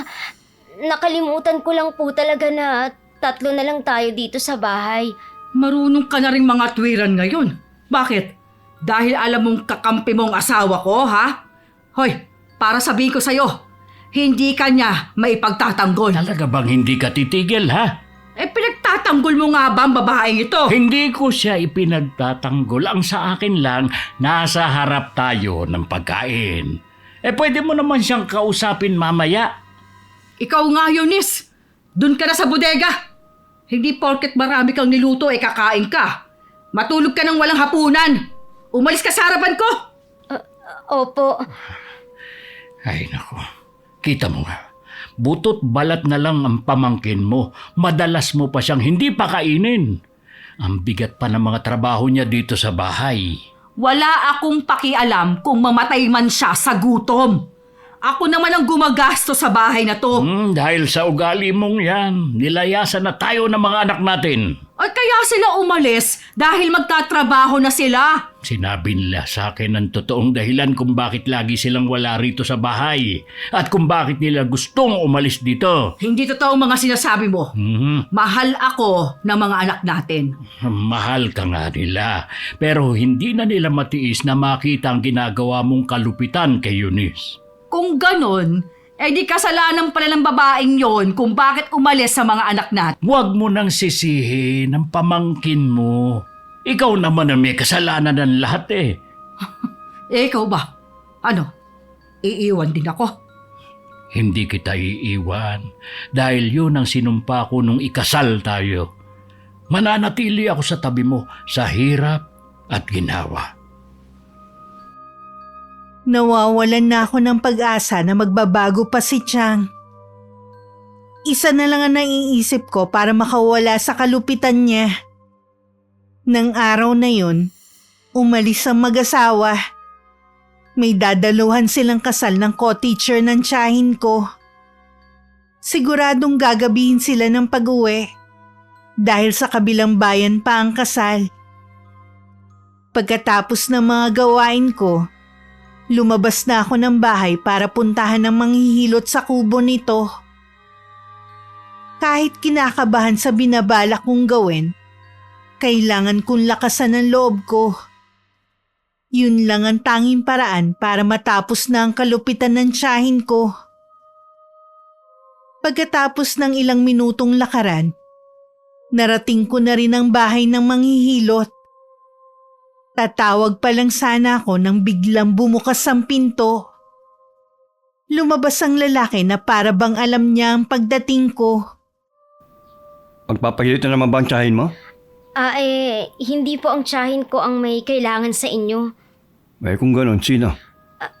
Ako po. Pero wala po akong sakit. Iba po ang sadya ko. Sabihin mo lang sadya mo. Huwag mo nang aksayan ang oras ko. Meron po akong gustong ipakulam sa inyo. Manghihilot ako. Hindi ako mangkukulam. Alam ko po na meron kayong kaalaman sa karunungang itim. Narinig ko po na pinag-uusapan kayo ng mga tao. Mabuti pa, umalis ka na. Nakikiusap po ako sa inyo. Pakinggan niyo po muna ang sasabihin ko. Kahit ano pa ang dahilan mo, hindi ka dapat lumalapit sa kadiliman. Baka pagsisihan mo sa huli. Ito lang po kasi ang naiisip kong paraan para makaganti. Kahit ano man ang pinagdadaanan mo, maraming paraan para makuha mong hustisya na hindi kailangang lumapit sa karunungang itim. Nagmamakaawa po ako sa inyo. Kuya Baste, tulungan niyo po ako. Hindi kita matutulungan. Sige na, umuwi ka na sa inyo. Wala na po kasi akong malapitan eh. Nung marinig ko ang pinag-uusapan ng mga tao tungkol sa inyo, bigla akong nagkaroon ng pag-asa. Alam ko po na kayo lang ang makakatulong sa akin. Baka nga pinadala kayo para sa akin eh. Huwag mo na nga akong bulahin. Kahit anong sabihin mo, wala akong may tutulong sa'yo. Sandali lang po. Huwag po muna kayong tumalikod. Marami pa akong gagawin. Ayokong aksayin ang oras ko sa'yo. Babalik po ulit ako dito. Hindi ako titigil hanggat hindi ko kayo nakukumbinsi. Ganun na lang ang gulat ko nung pag-uwi ko. Nasa bahay na ang mag-asawa. Lalong lumakas ang kabog ng dibdib ko nang makita ang galit sa mukha ng tiyahin ko. Bago pa ako makapagsalita, hinila na niya ako at walang habas na pinagsasampal. Kahit anong iyak at pagmamakaawa ko, hindi niya ako pinakinggan. Naawat lang siya nang dumating si Chong. Yan palang ginagawa mo kapag wala kami, ha? Saan ka nang galing? May kinakatagpo ka bang lalaki? Sinasabi ko na nga ba malandi ka talaga eh.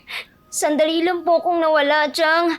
May binili lang po ako sa tindahan. Sinungaling ka! Sa palagay mo, mapapaniwala mo ko, ha? Manasim siya. Nagsasabi naman siya ng totoo. Tignan mo, may dala siyang sabon. Bala ko po kasing maglaban ng mga basahan, Chang. Doon ka na nga sa bodega! Basta ka na lang mananakit hindi mo pa tinatanong yung tao. Bigla kasing umingit ang ulo ko nang di ko siya madat nandito sa bahay. Malay mong nagdadahilan lang yan. Pwede ka naman magtanong sa ibang tao kung duda ka, pero sinasabi ko sa iyo na ikaw lang ang mapapahiya. Hindi naman lingid sa mga taga rito na pinagmamalupitan mo si Eunice mula pa nung bata siya. Huwag mo na sanang hintayin na may magsuplong sa iyo. Hindi yan gagawin ng mga taga rito. Maayos tayong nakikisama sa kanila at ginagalang din ang pamilya natin dito. Walang mangangahas sa kanila na isumbong ako. Hindi mo ba naiisip na baka matutong lumaban si Eunice dahil sa ginagawa mo sa kanya? Kung may plano siya na kalabanin ako, ay sana noon pa. Tumanda na siya dito sa atin pero puro iyak lang ang kaya niyang gawin. Sadya lang sigurong mabait ang pamangkin mo. Pero alam mong may hangganan pa rin ang kabaitan ng isang tao. Sa bodega habang umiiyak ako, paulit-ulit kong sinusumpa sa isip ko na balang araw, makakaganti rin ako sa tiyahin ko. Kapag dumating ang araw na yun, hindi rin ako maaawa sa kanya. Pinahid ko na lang ang mga luha ko at saka ako lumabas. Tinatawag na kasi ko ni Chang. Malamang meron na naman siyang ipapagawa sa akin. Huwag ka na magluto ng hapunan. Busog pa naman kami ng tiyong mo. Paano naman po ako, Chang? Hindi na naman po ba ako kakain ng hapunan? May tirang tinapay dyan. Yun ang kainin mo. Naubos ko na po yun, Chang. Yun din kasi ang kinain ko kaninang tanghalian eh. Oh, edi hindi ko na problema kung inubos mo. Dapat nagtitira ka rin. Masiba ka rin kasi. Hindi naman po kasi sapat lang ang tinapay. Gutom pa rin po ako. Ako lang ang nagtatrabaho dito, ha? At marami pa akong binabayaran. Kailangan nating magtipid. Pero, Chang... Tubig na lang ang inumin mo. Bumalik ka na sa bodega. Nakatungo na tumalikod ako at naglakad pabalik sa bodega habang kuyum ang mga kamao. Akala ko hindi na naman ako makakakain ng hapunan. Pero ilang sandali lang may kumatok. Si Chobanoy na may dalang pagkain para sa akin. Ay, kainin mo na yan. Salamat po, Chong. Ay, hindi kita lagi mabibigyan ng pagkain. Kaya kailangan mo nang umalis sa lugar na ito. May dapat kang malaman. Ano po yan, Chong? May sakit akong kanser. Alam mo naman ang ganitong sakit hindi basta-basta, di ba? Kapag nawala ako, mas lalo kang kawawa. Alam po ba ng Chang? Hindi pa eh. Gusto ko sanang sabihin sa kanya kapag wala ka na dito sa bahay. Kaya ngayon pa lang kailangan mo nang planuhin ang pag-alis mo. Kakausapin ko po ang mga magulang ni Julie. Gusto kasi ng kaibigan ko na sumunod ako sa kanya sa Angeles. Hindi ko lang po talaga alam kung paano ang pagpunta dun. Kapag nakausap mo na sila, sabihan mo agad ako. Nang minsan utusan ako ni Chang na mamalengke, sinamantala ko ang pagkakataon para puntahan ang bahay ng kaibigan ko. Nalaman ko sa mga magulang ni Julie na uuwi ito sa susunod na buwan. Magkahalong kaba at sayang nararamdaman ko ng mga oras na yon. Dahil sa wakas makakaalis na rin ako sa bahay ng tiyahin ko. Pero pagdating ko sa bahay, sinalubong na agad ako ng sampal ni Tia Cynthia. Napatitig na lang ako sa kanya habang hawak ang pisnging nasaktan. Bakit po, Chang? Nagtatanong ka pa? Akala mo siguro hindi ko malalaman. No? Ano ang ginagawa mo sa bahay ng kaibigan mo si Julie? Dumaan lang po ako sa kanila para kumustahin si Julie. Alam ko na hindi lang yun ang ipinunta mo doon. Nagsusumbong ka rin sa nangyayari sa'yo dito sa bahay, no? Hindi po, Chang. Maniwala kayo sa akin. Huwag ka na magkaila pa. Lalo mo lang pinakukulong dugo ko. Kalat na kalat ng mga nangyayari sa'yo. Ha?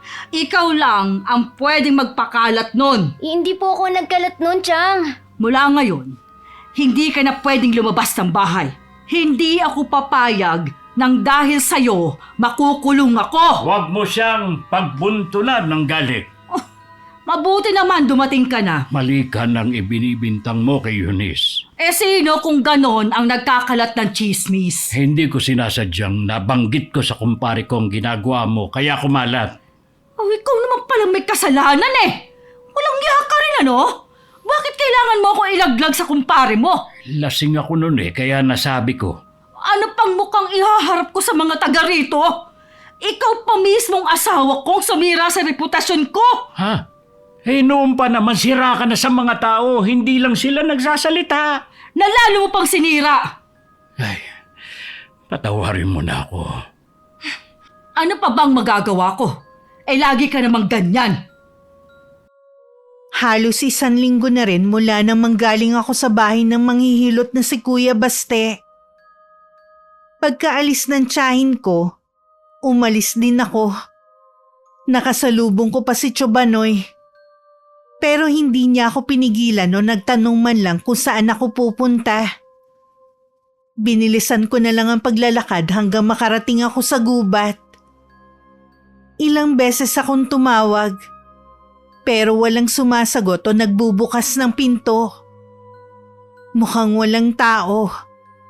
Dahil bihira lang ang pagkakataon na makalabas ako ng bahay, naghintay na ako doon. Makalipas naman ng ilang minuto, dumating na rin ang manghihilot. Matalim ang titig niya sa akin. Nang alokin niya ako na pumasok sa loob ng bahay niya, nag-alangan pa ako. Pero nilakasan ko na lang ang loob ko.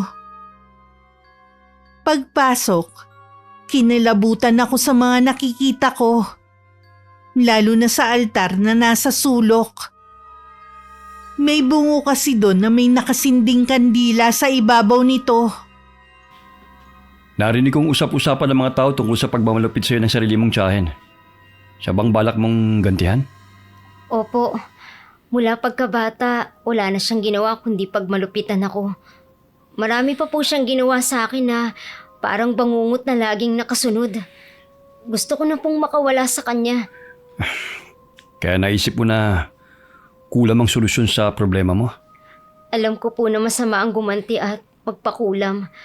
Pero ito lang ang paraan para maibsan ang galit dito sa puso ko. Napakasama po ni Tia Cynthia.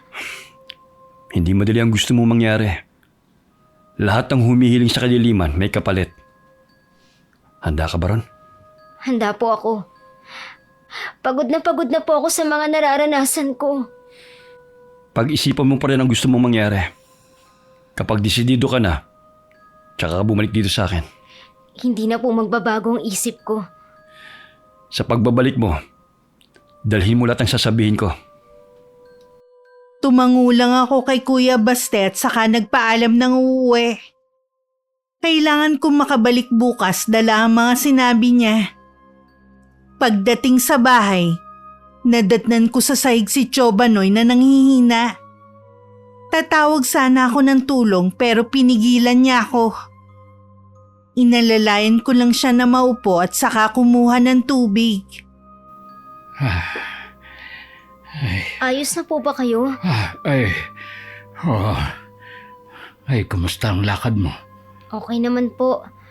Kailangan ko lang na bumalik bukas. Inaalala ko na baka hindi ako payagan ni Tia Cynthia. Nandito lang siya maghapon. Ako ang bahala. Kunwari, uutusan kita para makaalis ka bukas. Talaga po, Chong? Oo. Alam ko naman kasi ang paglabas mo may kinalaman sa pag-alis mo. Sana nga po magawa ko talagang makaalis. Ganito po siguro kapag walang tinapos, mahina ang loob. Hindi totoo yan. Alam mo ba, halos lahat na nakikipagsapalaran sa ibang lugar, wala rin tinapos. Hindi nga sila marunong magbasa at sumulat pero nagtatagumpay sila dahil sa lakas ng loob at kagustuhan nilang mabago ang buhay nila. Kaya dapat ganun ka rin. Huwag kang matatakot. Gabi pa lang hinanda ko na ang mga kailangan kong dalhin kay Kuya Baste. Kinabukasan habang abala sa paglilinis, tinawag ako ni Chobanoy. Inutusan niya ako na pumunta sa bahay ng kaibigan niya para singilin ito sa pagkakautang. Sumunod naman ako agad. Bakit kailangang sa Eunice ang utusan mo? Hindi na lang ikaw ang pumunta sa bahay ng kumpare mo. Kahapon pa kasi masama ang pakiramdam ko eh. Baka mapano ako sa daan. Napapansin ko nga na maputla ka. Ano bang nararamdaman mo? Nanghihina ako. Baka dahil na rin sa katandaan. Gusto mo bang dalhin na kita sa doktor? Hindi na kailangan. Pahinga lang ang kailangan ko. Sigurado ka ba? Oo naman. Magpapahinga na lang muna ako doon sa kwarto natin ha. Sige. Dadalhan na lang kita ng maiinom mo. Nadatnan ko si Kuya Basti sa labas ng bahay niya na nagsisiga. Ilang sandali pa, pinapasok na niya ako sa loob ng bahay niya. Dala mo ba ang lahat? Opo, dala ko ang 3 bagay na sinabi niyo. Nakikita ko sa mga mata mo na desidido ka na sa paghihigante. Alam ko po na hindi lang ako ang pinagmamalupitan ng tiyahin ko. Minsan, narinig ko rin silang nag-uusap ng asawa niya. May mga estudyante rin po siyang nakaranas ng kalupitan niya.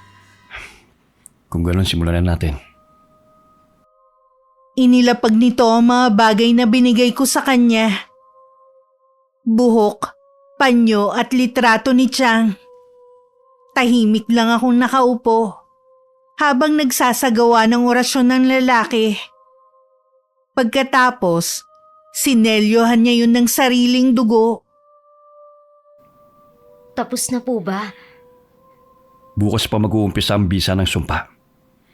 Matinding paghihirap ang dadanasan ng tiyahin mo. Maraming salamat po sa inyo, Kuya Baste. Paano ko po ba kayo mababayaran? Hindi naman ako humingi ng kapalit sa ginawa ko eh. Kaya ng panggagamot ko. Isipin mo na lang na malaya ka na sa kalupitan ng tiyahin mo. Sana palayain mo na rin ang sarili mo sa mga masasakit na alaala sa naranasan mo. Nagpasalamat ulit ako kay Kuya Baste bago ako umalis. Wala naman talaga akong pupuntahan na kaibigan ng tiyuhin ko. Dahilan lang niya yun para makaalis ako ng bahay. Wala siyang kamalay-malay na isa siya sa naging instrumento para maisakatuparan ko ang paghihiganti ko. Nung dumating ako sa bahay, sinabi ko lang na wala pang pambayad ng kaibigan ni Chobanoy. Kaya ako natagalan dahil hinintay ko pang dumating ang kaibigan niya. Hindi na rin naman nag-usisa pa si Chang. Inutusan na lang niya ako na mamlansya ng mga uniforme niya. Kinabukasan napansin ko na walang ganang kumain si Tia Cynthia. Agad na rin itong tumayo at pumasok sa kwarto nila. Kahit nung tanghalian at hapunan, hindi pa rin siya makakain. Hindi naman maiwasang mag-alala ni Chong.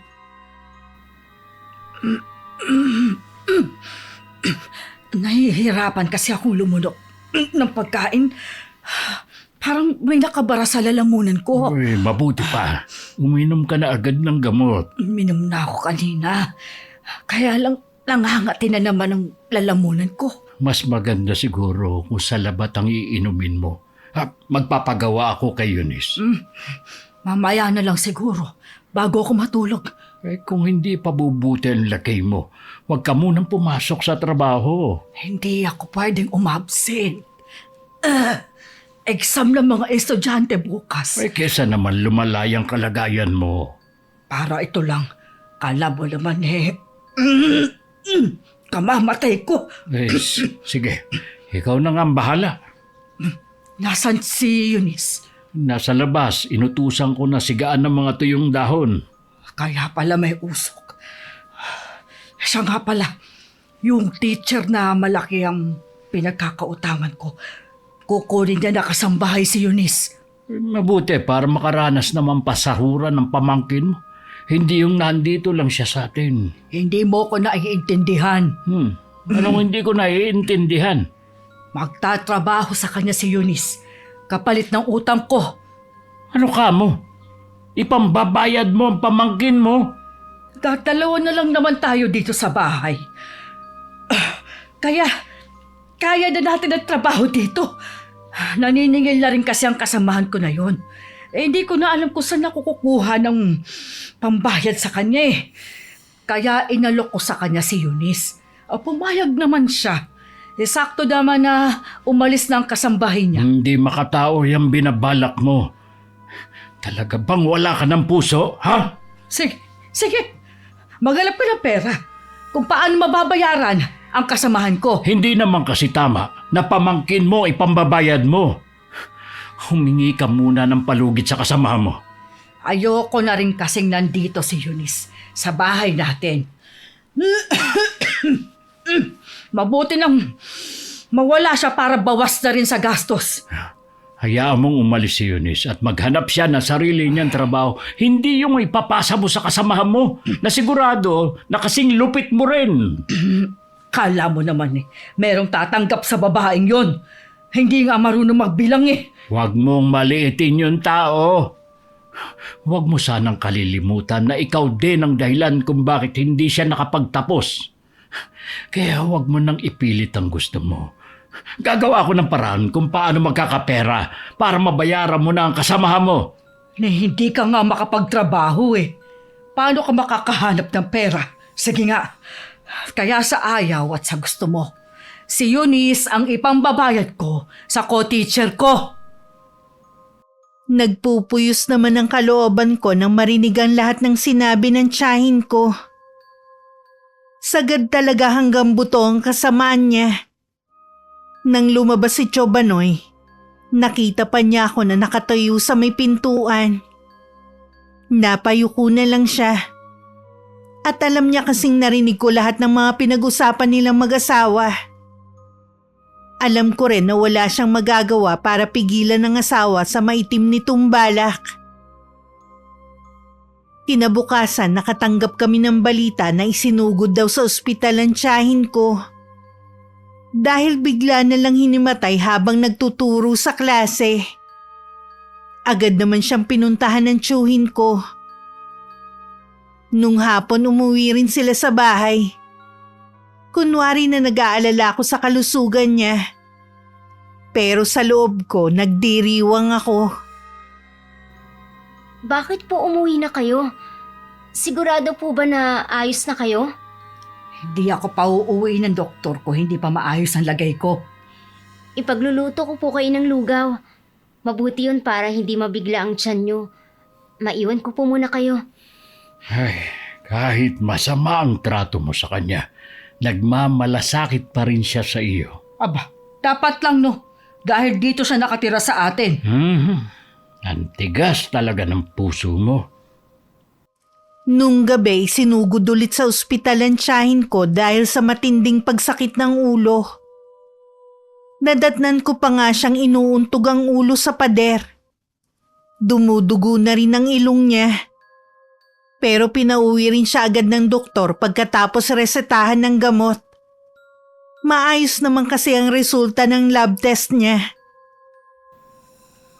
Kapag sinumpong ulit ako ng pananakit ng ulo, sa ibang ospital mo na lang akong dalhin Puro naman palpak ang mga doktor sa ospital na pinagdalhan mo sa akin. Baka nga dahil sa pagod lang, kaya sumasakit ang ulo mo. Katawan ko to. Kaya alam ko na merong kakaibang nangyayari sa akin. Huwag ka kasi mag-isip ng kung ano-ano. Tinatakot mo lang yung sarili mo Nung nasa ospital tayo, nakita kong mga yumao kong mga magulang. Pakiramdam ko sinusundo na nila ako. Guni-guni mo lang yun. Mabuti pa, magpahinga ka na. Babantayan kita. Nung hating gabi, inatake na naman ng pagsakit ng ulo si Chang. Dinala naman siya agad sa ospital pero pinauwi rin siya. Naging palaisipan na sa kanila ang totoong sakit ng tiyahin ko. Nagpa siya si Chobanoy na tumawag ng albularyo na nakatira pa sa ibang lugar. Doon nga nila nakumpirma na may kumukulam sa tiyahin ko. Ang masaklap sa narinig nila, walang lunas ang sumpa na iginawa dito. Ang tanging magagawa ng albularyo bawasan ng sakit na nararamdaman niya. Pero hindi magbabago ang nakatakdang mangyari. Ayoko po ba mamatay? Tulungan mo ko. Gumawa ka ng paraan.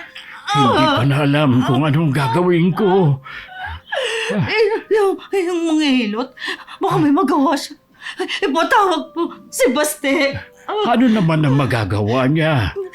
Lahat ng paraan gagawin ko para lang maputo lang sa na to. Ay, sige. Ako mismo ang susundo sa kanya. Eunice, ikaw na muna ang bahala sa tiyahin mo. Opo, ako na pong bahala kay Chang. Eunice, May kailangan po ba kayo? Magsabi ka nga ng totoo. Ikaw bang nagpakulam sa akin? Dito mga nakaraang araw, nakikita ko sa mga mata mong matinding galit. Hindi ko po alam ang sinasabi niyo. Bakit nanginginig ka sa takot? Marami po kayong nagawa ng masama at hindi lang ako. Baka isa po sa kanila.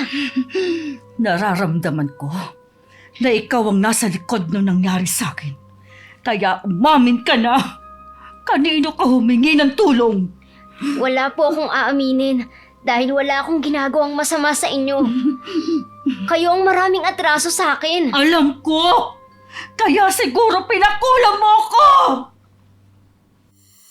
Napaatras ako nang biglang bumangon si Tia Cynthia. Pero agad rin siyang napabalik sa punang dalawang kamay ang ulo. Lumabas na lang ako ng kwarto niya at sa sala na lang naghintay kay Chobanoy. Ilang sandali pa, dumating na rin siya. Pero hindi kasama ang manghihilot na si Kuya Baste. Wala nang nakatira sa kubo. Wala nakakaalam kung saan siya lumipat. Hindi ko na alam ang gagawin ko. Si Eunice ang nagpakulam sa akin.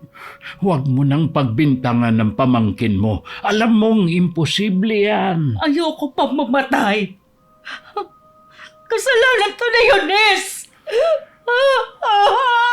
Walang dapat sisihin kundi ikaw. Yan ang karma mo. Masakit man. Tanggapin na lang natin ang kapalaran mo. Mula sa labas ng kwarto, dinig ko ang malakas na pagpalahaw ng iyak ni Tia Cynthia. Ngiting-ngiti naman ako dahil sa wakas, nakaganti na rin ako sa ilang taon na paghihirap ko. Huminga muna ako ng malalim bago pumasok at magpaalam. Anong ginagawa mo dito? Alam ko po na hindi magandang pagkakataon to. Pero magpapaalam na po ako sa inyo. Dumating po kasi kahapon si Julie para sunduin ako. Wala kang utang na loob. Pagkatapos ka namin kupkupin, ito ang igaganti mo! Dapat ka alagaan mo ako! Ay, sige na, Eunice. Mag-empake ka na at sumama kay Julie. Sana maging maayos ang buhay mo sa pupuntahan mong lugar. Marami pong salamat, Chong. At sa inyo, Tia Cynthia. Bumalik ka dito! Huwag kang umalis! Huwag mo na siyang sundan. Ako mismo nag-utos sa kanya na umalis sa bahay na ito at sumama na sa kaibigan niya. Pero bakit? Hayaan na lang natin siyang maging malaya.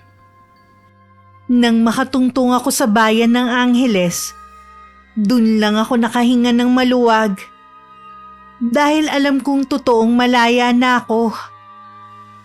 Isang linggo pagkatapos kong dumating, nagkaroon agad ako ng trabaho. Nirekomenda akong kasambahay ng kapatid ni Julie. Mababait ang mga amo ko at hindi kasambahay ng turing nila sa akin. Makalipas ang isang taon, nakilala ko ang napangasawa ko. Siya talaga ang nagpabago ng takbo ng buhay ko. Mula sa mapait at masalimuot na buhay ko noon, ngayon puro saya at kasaganahan ang pinaparanas niya sa akin. Ang huling balita ko, isang buwan pagkatapos kong umalis sa amin, namatay ang tiyahin ko. Makalipas lang ang 6 na buwan, sumunod naman ang tiyuhin ko. Gusto ko sanang dumalaw sa puntod nila, pero may takot pa rin ako. Ang mga karanasan ko nun sa buhay ang nagturo sa akin para lalong lumapit sa Panginoon at manalig sa Kanya. Kahit malaking kasalanan ang ginawa ko, araw-araw ko yung hinihingi ng kapatawaran. At alam ko na matagal na akong napatawad ng Panginoon dahil hindi siya madamot. Pinatawad ko na rin lahat ng mga taong nagkasala sa akin. Dahil ito ang daan para sa ikatatahimik ng puso't isipan ko. Maraming salamat, Miss Gwen, sa pagbasa ng aking sulat. Sana nakapagbigay ako ng aral at inspirasyon sa lahat ng mga nakikinig. Lalo na sa kagaya ko ng karanasan. Wakas. Maraming salamat sa pakikinig mga solid abangers. Kung nagustuhan nyo ang kwentong ito, suportahan nyo ang channel sa pamamagitan ng pag-like, pag-comment at pag-subscribe. Huwag ding kalimutan na mag-subscribe sa channel ni Ingkong Ikalawang Yugto. Hanggang sa susunod, God bless. Wala talagang ay tanga. Napilitan na lang uminom ng gamot ang tiyahin ko kapat. Walang gamot o Bakit ikaw ba't ako lasing? Nasanay! Tanga. Nasanay, nalasing! Register ng Bunga. Ano ko yan? Tuloy mo yan. Hindi po kasi ng pangngak-ngak mo. Talaga namang wagas. Isod yung babae na. Tinuloy mo pa rin eh. Sabi mo hindi. Tuloy na lang ah. Tigilan na kaya natin to. Naisip ko kasi baka may kwento ka na mabilis. Sumag trabaho. So, tuloy-tuloy to. Chikadora ka? Trabaho. Late ka na nga, sumika ka pa. Joy kasi, simplihan ko talaga to. Mukha mo, nakakapit ako. Alam mo ba, halos lahat na nakikipagsapalaran sa ibang lugar,